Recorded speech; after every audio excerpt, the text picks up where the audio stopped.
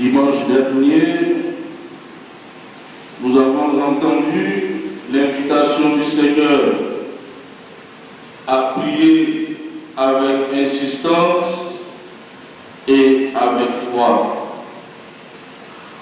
Aujourd'hui, frères et sœurs, la parole de Dieu nous rappelle les dispositions intérieures que nous devons avoir. Autrement dit, la liturgie nous parle de l'humilité. Oui, l'humilité, une vertu qui est le fondement de nos rapports avec Dieu. La première lecture est tirée du livre de Ben Sirac. C'est bien une réponse à ceux qui contestent la foi traditionnelle parce que, disent-ils, cela ne fonctionne pas. Les écarts entre la situation sociale des uns et des autres est un scandale. Les pauvres restent pauvres. Les démunis, comme la veuve et l'orphelin, ne s'en sortent pas. La solidarité ne fonctionne plus.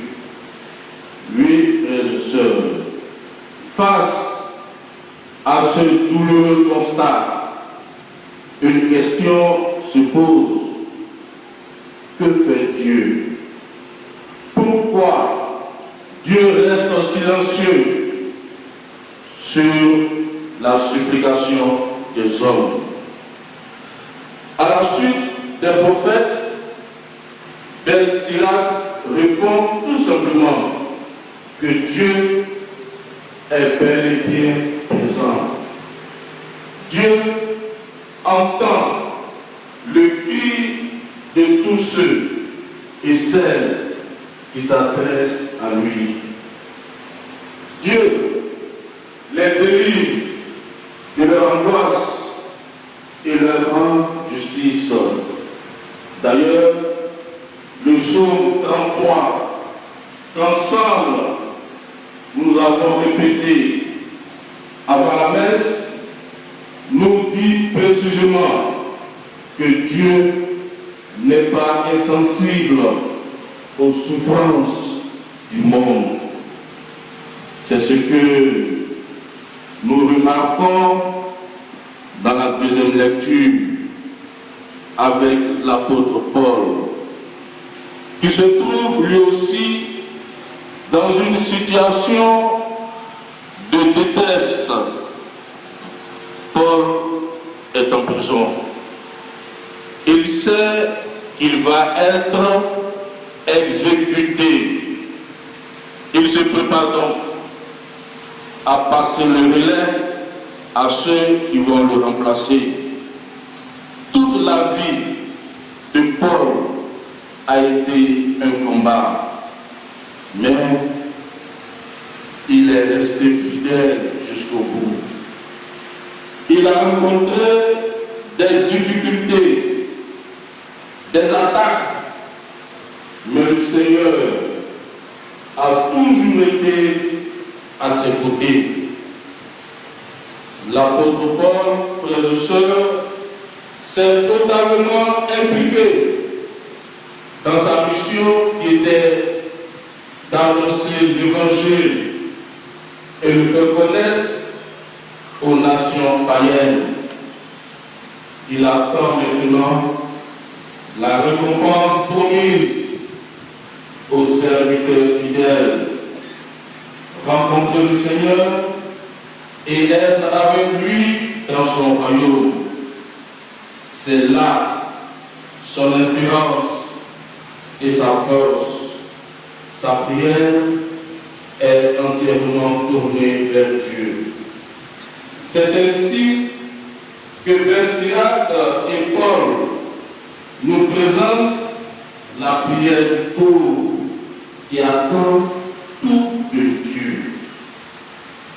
semaine dernière, comme je le disais un peu plus haut, Jésus-Christ nous invitait à la persévérance, rappelant que nous sommes toujours exaucés en Dieu et qu'il nous faut prier continuellement jusqu'à l'avènement du temps de Dieu.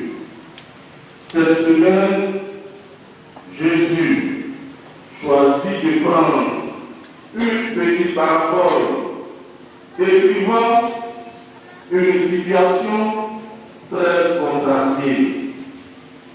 Dans la parabole de l'évangile donné par le Seigneur, nous voyons, frères et sœurs, deux hommes en prière dans le temple, un pharisien et un publicain. Allons d'abord avec le pharisien. Voilà quelqu'un qui est à l'aise. Il se tient debout, la tête haute, le regard fier en face de Dieu. Quand il s'est regardé et qu'il s'est comparé aux autres, il voit un bilan positif. Il n'a commis aucune faute.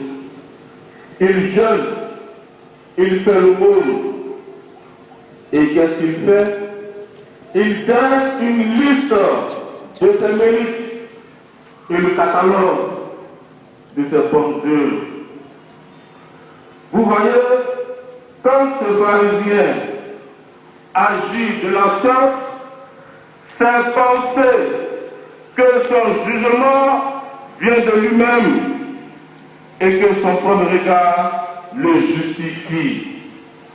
Alors, frères et sœurs, vous êtes tous d'accord avec moi que Dieu est le seul juste et le seul juge. À la suite de ce qu'a dit ce pharisien, Jésus lui reproche bien des choses. D'abord, toute sa prière tourne autour de sa personne. Ensuite, Jésus lui reproche de se considérer comme juste alors qu'il ne l'est pas réellement. Son orgueil l'avait aveuglé au point de lui faire oublier que nul être humain ne peut se considérer comme irréprochable devant Dieu. Le Christ lui reproche enfin de regarder avec mépris ceux qui ne sont pas comme lui. Frères et sœurs, nous pouvons dire que ce pharisien est dressé dans sa suffisance d'homme juste. Il s'érige en juge des autres. En outre, il est dominé par l'esprit d'autosuffisance et d'autosatisfaction. Même dans sa prière, il ne peut s'empêcher de rabaisser ceux qu'il considère comme de misérables pécheurs bibliques. Deuxième personnage, le publicain. L'attitude, frères et sœurs, du publicain en prière dans le temple est par contre différente. C'est une attitude de foi et d'attente. Il est conscient d'être pécheur. Il n'a pas besoin de faire une liste détaillée de ses péchés commis. Il reconnaît ce qu'il a fait du mal. Il a fait tout simplement appel à la miséricorde de Dieu pour s'engager dans cette nouvelle foi en disant: mon Dieu, prends pitié du pécheur que je suis. Mon Dieu, prends pitié du pécheur que je suis. Bien-aimé dans le Seigneur, en proposant Cette parabole, Jésus veut rappeler une fois encore que Dieu préfère un pécheur repentant à un juste méprisant qui ne sait plus aimer son frère. Le pharisien, et il faudrait le souligner, avait beaucoup de qualités. Mais il lui manquait une chose. Et cette chose, c'est l'humilité. L'humilité qui est le premier pas vers la sainteté. Il croyait être déjà parvenu à la cime de la perfection. Dès lors, comment pouvait-il encore monter puisqu'il se croyait déjà en haut? Qui s'abaisse sera terminé. Qui s'abaisse sera et qui s'élève sera. C'est en s'abaissant, frères et sœurs, que l'on monte vers Dieu. En réalité, Jésus ne nous demande pas de condamner ce pharisien. Autrement dit, on sera pire plus que lui. Mais plutôt d'éviter son orgueil. Voilà ce à quoi Jésus-Christ nous invite ce matin. L'orgueil. Mais malheureusement, nous voyons beaucoup d'orgueilleux dans nos familles, autour de nous. On aime se présenter bon, meilleur que les autres. C'est toujours nous qui sommes hommes de bien, sans défaut, et nous aimons étaler nos bonnes œuvres en même temps que les vices des autres. Sûrement, chacun de nous est souvent tenté par ce genre de comportement. Aujourd'hui, le Seigneur nous demande, à vous et moi, de rompre avec cette attitude d'orgueil et de mépris des autres et de devenir des mendiants de la grâce et de la pitié de Dieu. Bienvenue dans le Seigneur. En ce jour, où les textes nous invitent à l'humilité et où nous célébrons notre rentrée pastorale, nous voulons exhorter tous et chacun à s'engager dans le service de l'Église et de ses frères et sœurs. C'est là aussi que la foi se rend vraiment visible à nos responsables de mouvements, associations, groupes de prière et communautés de base. Nous disons d'avance merci. Merci pour leur implication dans la vie de notre paroisse. Que l'humilité habite chacun de vous pour bien mener votre apostolat. Soyez des modèles visibles de foi et d'engagement chrétien.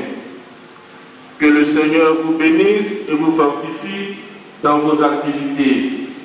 Et que vos frères et sœurs que vous servez humblement vous rendent la tâche facile et la mission possible. Dieu qui est vivant pour les siècles des siècles. Amen.